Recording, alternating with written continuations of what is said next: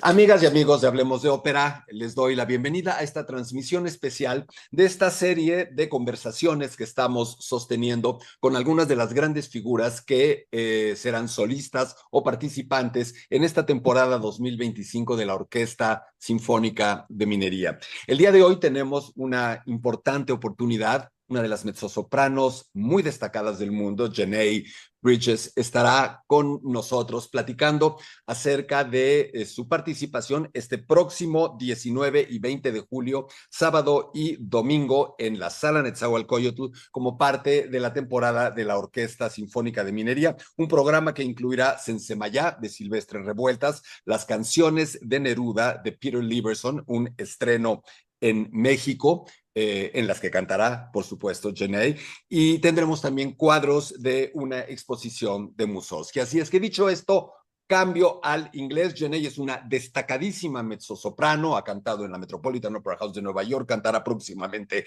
Carmen en la Ópera de Viena, en la Ópera de San Francisco, ha cantado, es una figura realmente importante y es un honor y un privilegio para Hablemos de Ópera poder platicar con ella. Janae, thank you so much. Welcome to Hablemos de Ópera. Gracias, Gerardo. Thank you so much for having me. Thank you, really. You've performed on some of the world's greatest opera and concert stages.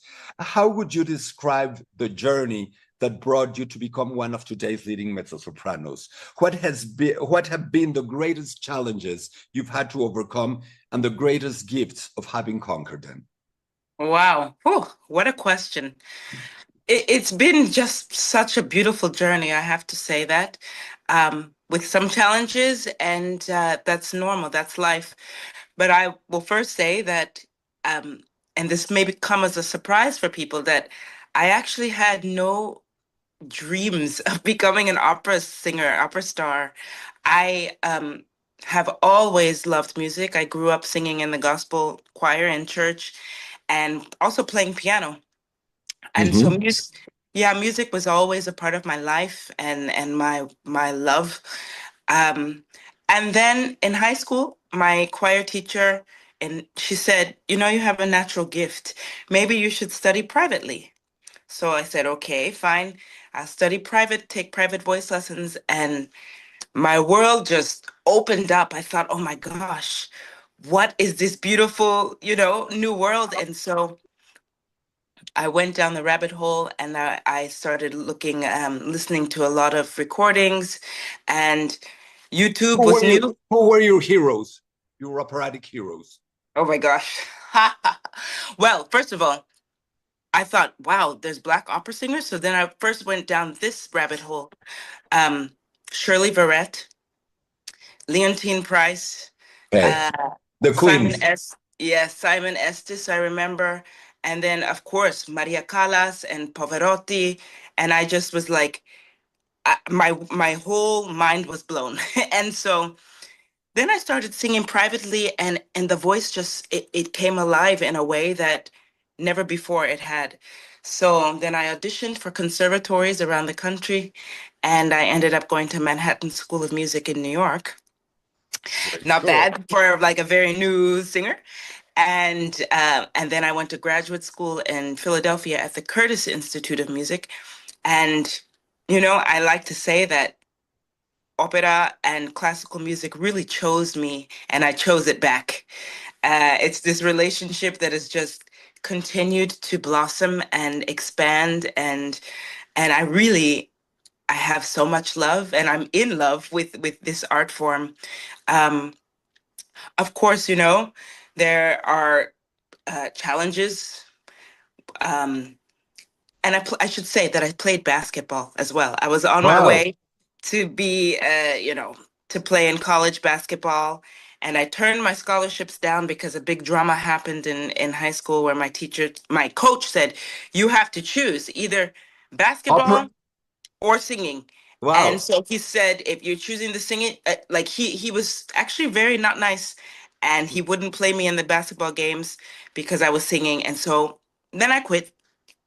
But it was, even though it was horrible at the time, it was the right thing. I feel like there was a bigger plan in motion. And so that's when I really turned my focus to singing. I went to school conservatory and um, yeah, you know, I just finished teaching a residency at the San Francisco Opera, the Merola, Mhm. the The young Merolas. artists. Many Yes, Mexican singers have been there, many, I like know. Rolando Villazón and Oh many my others. goodness. Yep. Absolutely. Yeah. And so it's a top premier program in the world, Yeah.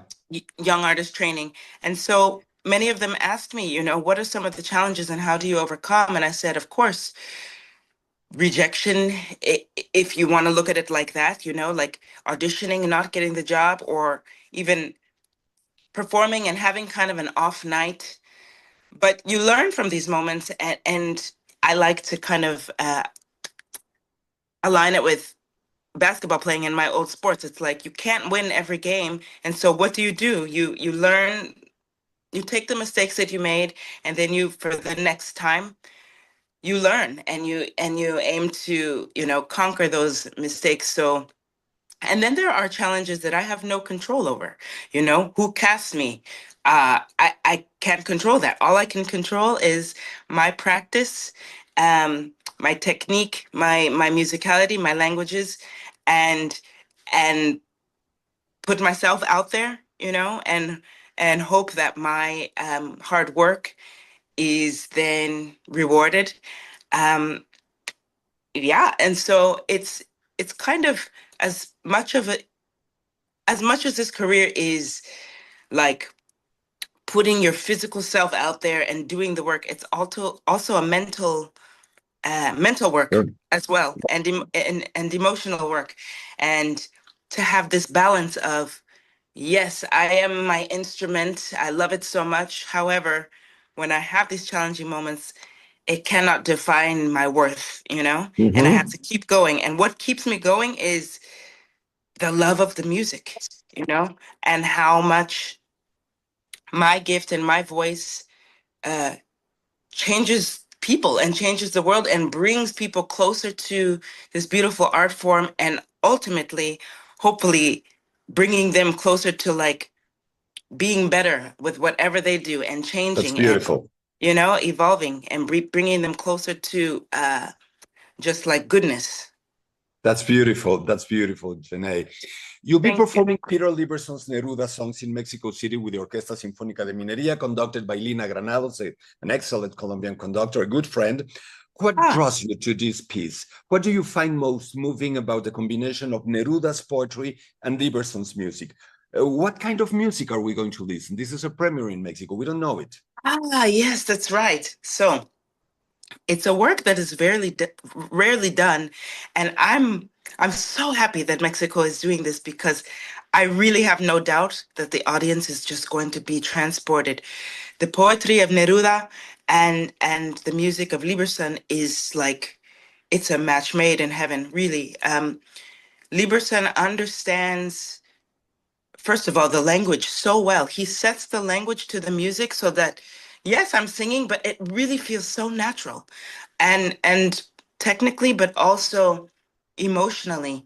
He has these highs and these lows that go with the poetry of Neruda so beautifully. And I mean, these poems, Neruda is one of the most incredible um, artists of words that I know.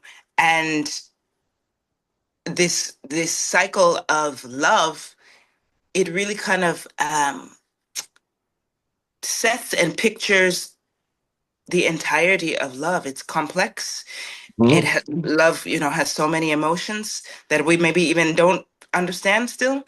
Um, but with this text and the music, I feel so, after I sing it, I feel like um, I don't know, kind of a healing in a way. And the music is, people might think, oh, it's new music. Yes, it is contemporary, but it's very accessible. It's very romantic. Very. And it's almost like you're listening to like, you know, 19th century music Mhm. composers. Correct. Um, so this is, I think, just going to be a very special moment. This is the first score you sing in Spanish? Is this the first score you sing in Spanish? No, it's not the first score I've sung in Spanish, but it is the first time that I've sung in a Spanish-speaking country. Okay. Yeah, What do you that I think sing. about Spanish as a language for operatic singers, for operatic singing? Because not every language suits operatic singing. Yeah, I've sung in some languages that are just like, wow, this feels bad. But Hmm. Espanol is like perfecto. It feels so beautiful to sing. Technically, um, it just rolls off of the tongue in a way that it actually helps my singing, if I could say that. It really helps my singing to be more legato and also just Hmm. the emotion of it as well. It is so the text and the language of Spanish has so many descripting words that are like, I don't know if we have some of them in English. It's like so poetic in a way that for a singer, we can really delve into the drama of the language or of the poetry through the language. And yeah, it inspires me to just like sing more Spanish and speak more Spanish. You were talking about tradition and contemporary repertoire. Your repertoire spans from, let's say, Carmen to contemporary works. How do you Yes. choose your roles and projects? What makes them appealing or not appealing to you? And what balance do you look for between tradition and innovation in your career? Yes, very good question. Well, I have to say that I never imagined I would be singing so much contemporary music. Uh, and I've actually, um, obviously, I've found a love for it because it has often an accessibility that people can immediately relate to. So for me, what I'm looking for is, okay, what is the story that's being told here? And do I resonate with that? You know, Mhm. I'm thankfully at a point in my career where I don't have to take every gig. I don't have to take every offer. And now I can say, okay, is this something that I really want to do? So, for instance, there could be a piece of music that just doesn't feel right vocally. Mhm. I'm not going to force my voice into that. So, I kindly decline that. Now, if it's something that just feels so good and also has a message that I really want to tell, then yes, of course. And then with the more traditional works, I mean, I can sing Carmen until the end of my days. This is an opera that is not only one of the most famous, but I feel like Carmen. This is my role, and also so many other roles, Dalila, Charlotte, and Werther, um, and Amneris. One day, they're like the Verdi Wow. roles that I'm starting to tap into. So German, are you interested in German repertoire also or not yet? I'm interested in it, and I actually believe it or not, I really enjoy the language. I enjoy singing German repertoire mostly right now in concert form. Opera might come like way later, but uh, I love the concert repertoire in German, the Mahler especially.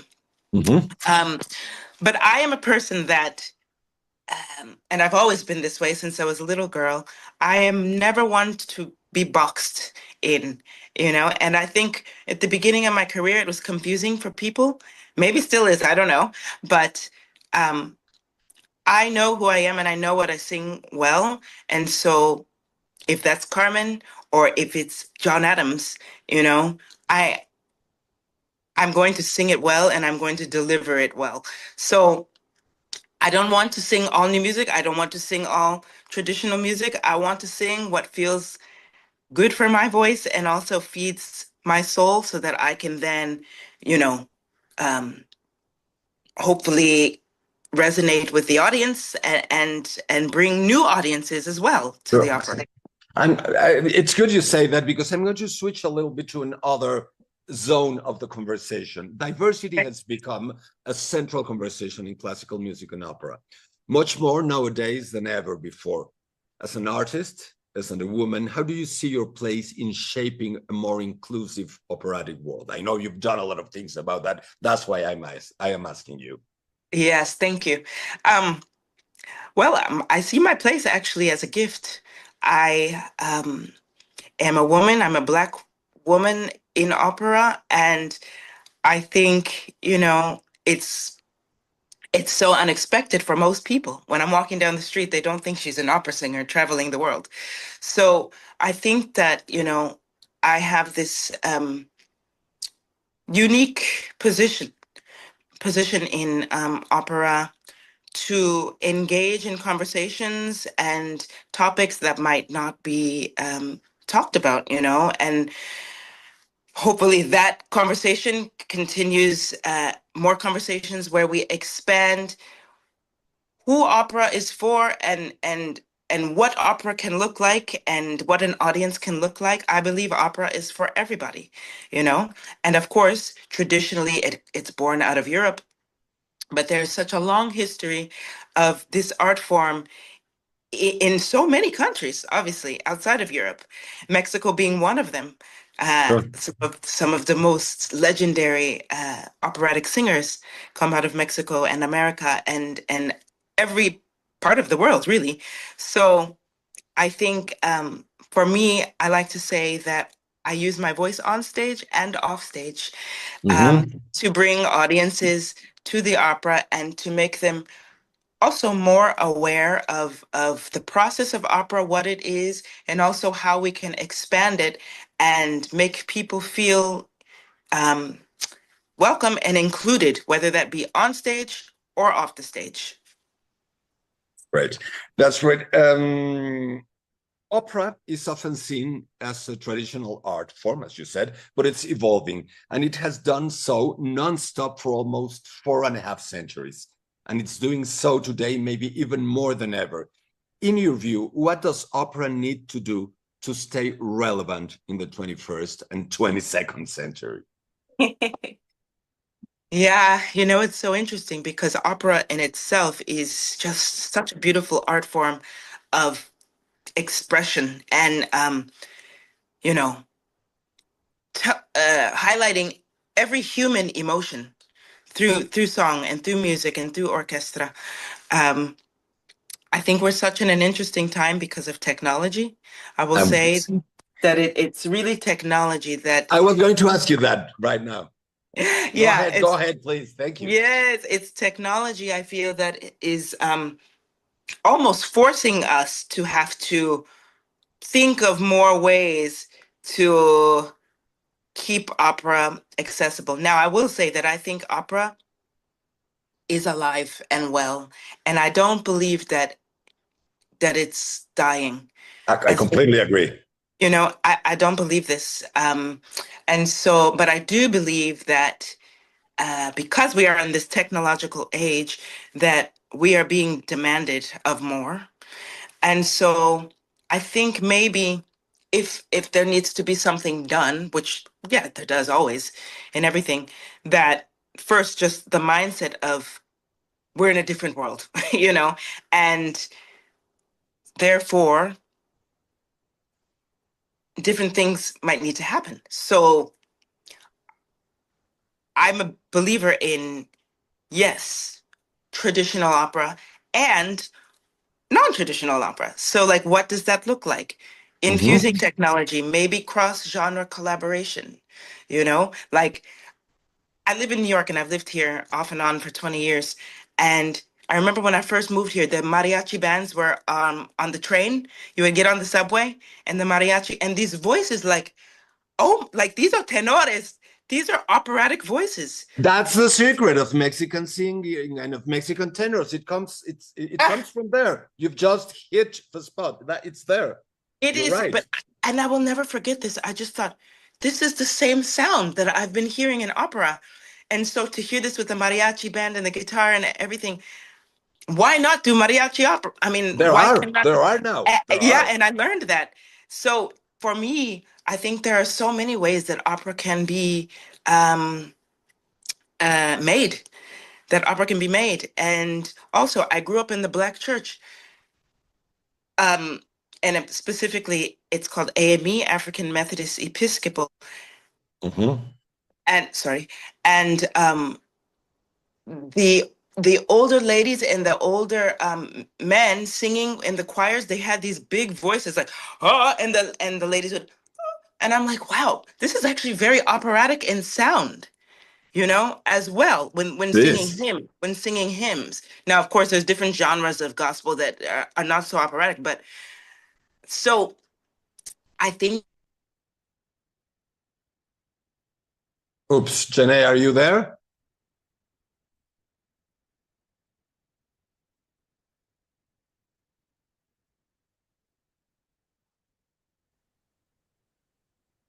We're back, Janae. We had a little problem with the signal, Yes, but now I'm let sorry about that. go on, So please. just to finish what I was saying is that there are so many ways that opera can um, be, I think, reimagined as well, and Mm-hmm. and expanded. And for me, it's not a matter of the traditional opera going away. It's really just expansion. And so cross-genre collaboration, for instance, and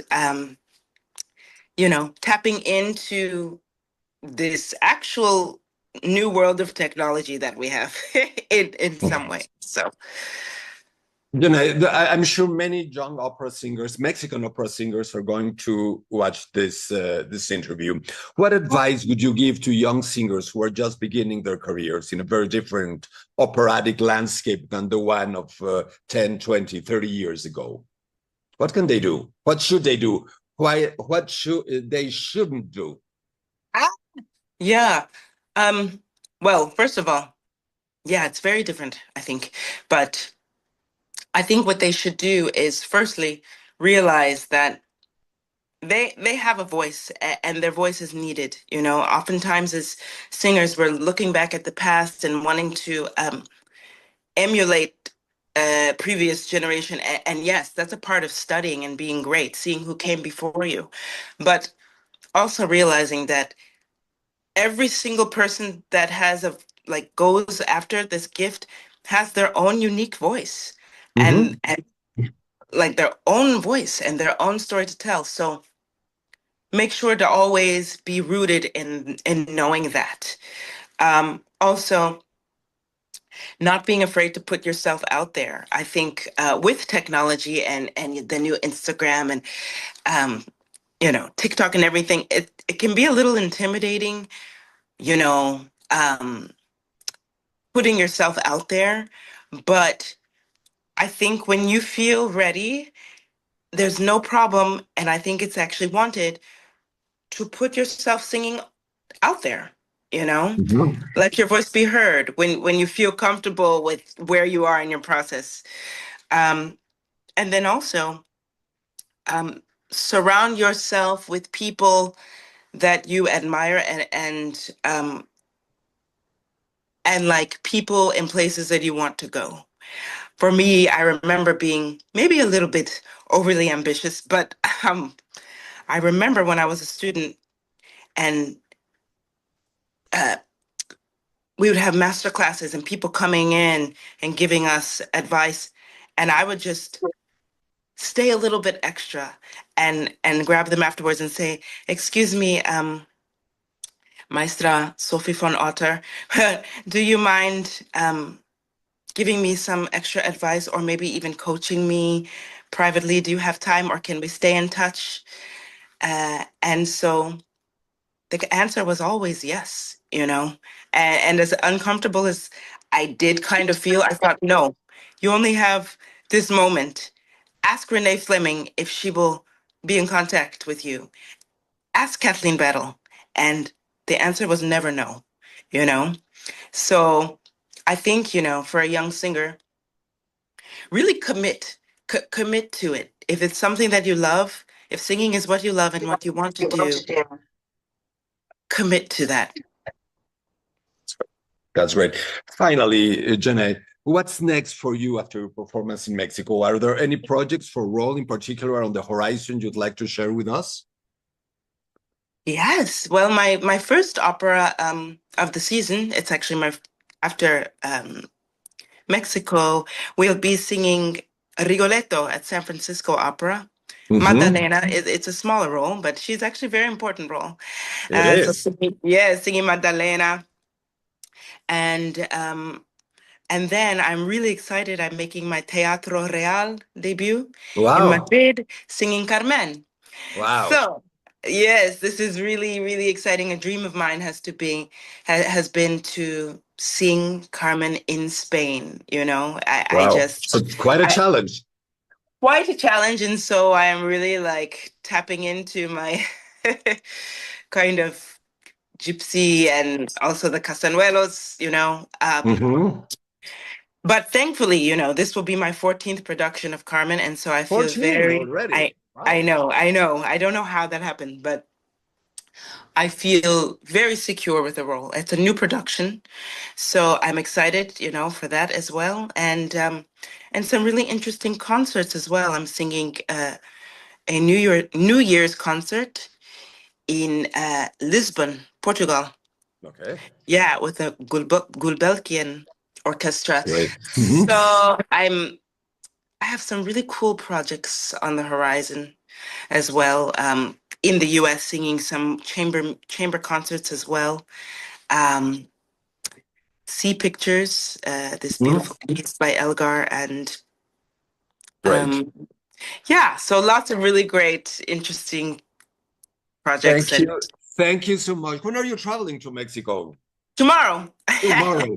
So we'll be tomorrow seeing each morning. other. We're all looking forward to listening to seeing you at the Sala Netzahualcoyotl next weekend. All the best. And Thank you so much. thank you for sharing this time with us. I will just say goodbye to our friends in Spanish. And Okay. thanks again, amigas, amigos de Hablemos de Ópera. Muchísimas gracias por haber estado con nosotros en esta conversación.